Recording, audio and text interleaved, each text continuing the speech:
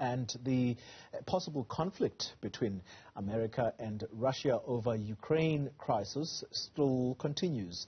Last week, the United States and Russia engaged in a bitter diplomatic spat at the United Nations Security Council on this particular issue surrounding Ukraine, with the Americans accusing Russia of endangering peace by massing troops on Ukraine's borders, and the Kremlin diplomats dismissing what they called hysterical U.S.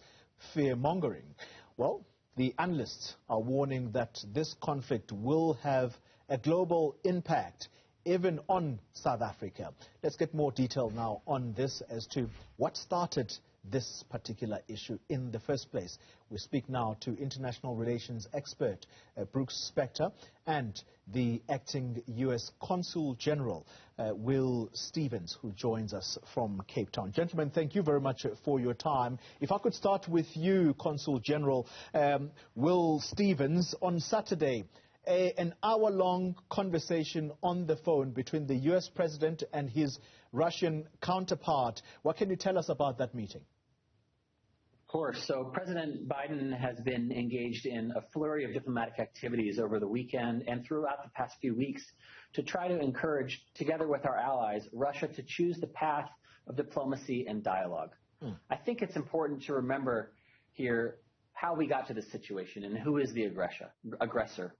Russia created this crisis by amassing the single largest grouping of troops in Europe since World War II on the borders of Ukraine. They have these troops fully equipped. They've shipped in blood supplies. Russia has its guns locked and loaded, and they are aiming at the Ukrainian people. Sure. And perhaps before I bring in Brooks Spector into the conversation, you have just moments ago painted Russia as the aggressors here, but they have been on record as repeatedly denying this, and instead they are saying that the aggressors here are NATO allies. How do you respond to that? I think it's really clear that we have and live in a rules-based system, right? There has been a rules-based system that has kind of ruled and ordered the international order since World War II, and that is that no country can violate the sovereignty of another nation. You cannot dictate the foreign policy of another nation. That is up to the democratically elected government of that country. And that's exactly what Russia is trying to do here with Ukraine. They're trying to force Ukraine to do what Russia wants, not what the Ukrainian people want. Yeah. And let's be very, very clear. Russia has already invaded Ukraine. They've attempted to illegally annex a portion of the Ukrainian territory, Crimea. They are fomenting an insurrection in eastern Ukraine. I was there in 2014 when Russia invaded, and when they continued to foment this, 14,000 people have died because of this aggression. And almost 3 million Ukrainians still need humanitarian assistance or are displaced internally within Ukraine due to this Russian aggression. It is not unprecedented, and that's why we, the international community, our allies across the transatlantic unions and NATO, are deeply concerned about this troop buildup and are pushing for a diplomacy and dialogue and an off-ramp against what we view as a bolstering aggression. Yeah. Brooks Spector, let's bring you into the conversation. What's there to gain by Russia if they were to invade the Ukraine? Well, what to gain on whose behalf? I mean, obviously, if the Russians, and the word "if" is the definitive word here, if they choose to use their troops as more than a coercive element, in other words, if they actually move across Ukrainian borders, they presumably will be gaining more control over Ukrainian territory, and it will fulfill something that Vladimir Putin, the president of Russia, has seemingly indicated since his earliest days as a government leader, that the disposition of the old Soviet Union, that is the breakup of the old Soviet Union into 15 different nations, was, in his words, the worst tragedy of the 20th century, and that Russia and Ukraine are not actually separate nations at the foundation of things. They are the same culture. They are the same people. Ukrainians increasingly, obviously, disagree with that, increasingly more and more vociferously, including many Ukrainians who are ultimately Russian-speaking as well. The problem is that the Russians might gain control of territory, and they will certainly be able to dictate the way in which Ukraine deals with its international relations, but they will also have inherited a territory and a people that dislike intensely what has been foisted upon them. What has happened so far as a result of this is that NATO, the North Atlantic Treaty Organization that includes the United States and many Western European nations, has demonstrated more consistency and unity of purpose and word than it has for quite a number of years because of this particular threat from the Russian policy. It's not a complete lockstep because there are differences. I mean, Germany, for example, feels the need to increase its access to Russian natural gas through the Newzroom 2 pipeline, which is completed but not yet opened.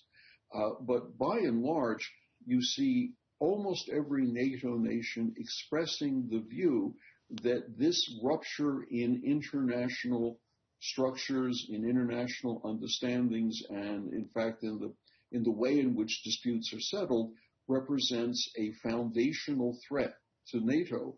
And so you're seeing the shuttle diplomacy, people like Emmanuel Macron from France speaking with Russian President Putin in an effort to forestall the possibility of further Russian threats.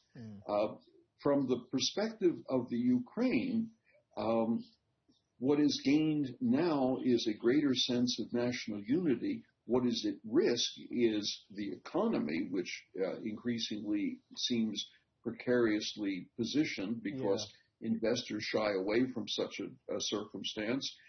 And one of the things that I discovered just recently was how closely Ukraine was tied in to the international supply chain system in the world. I went the other day to buy a pair of trousers on sale and look at the label and discover the thing is made in Ukraine. I discover Ukraine is the fourth largest exporter of grain in the world, primarily to countries that have rather frail or fragile economies, Africa, Middle East, South Asia. And so the rest of the world has a stake in this not becoming a conflict, and that the disagreement rolls back.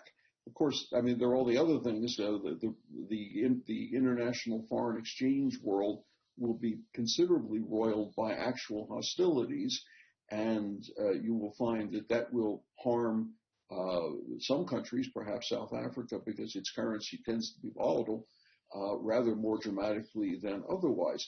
So I think what we're dealing with is a situation in which we understand the capabilities of Russia now, 100,000 plus soldiers, equipment, a naval flotilla now in the Black Sea. We understand that. What we do not yet know or understand completely is the intentions of Vladimir Putin, because ultimately he's the only one who's going to make the decision. It's a go or no go, and it's got to be in his mind. And he has to weigh whether disrupting the world trading system and creating the possibility that major economic sanctions like the restriction of the SWIFT system against Russia. SWIFT is how banks talk to each other and exchange funds. And whether all of that is worth imposing his idea of a growing sphere of influence over a nation like Ukraine that now rather definitively doesn't want to follow that.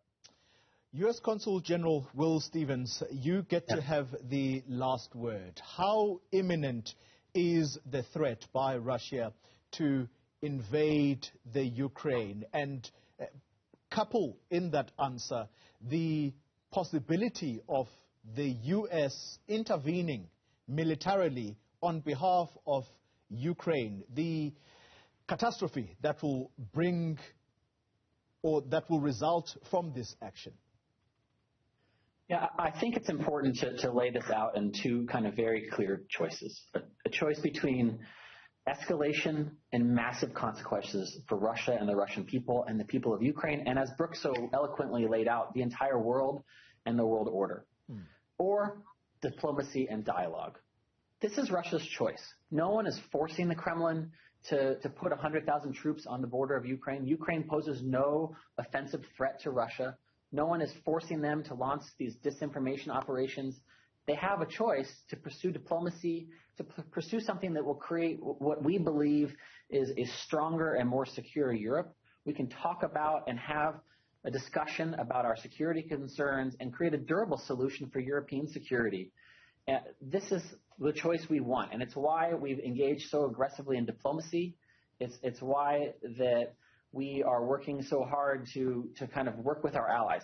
Obviously, we're talking about massive consequences.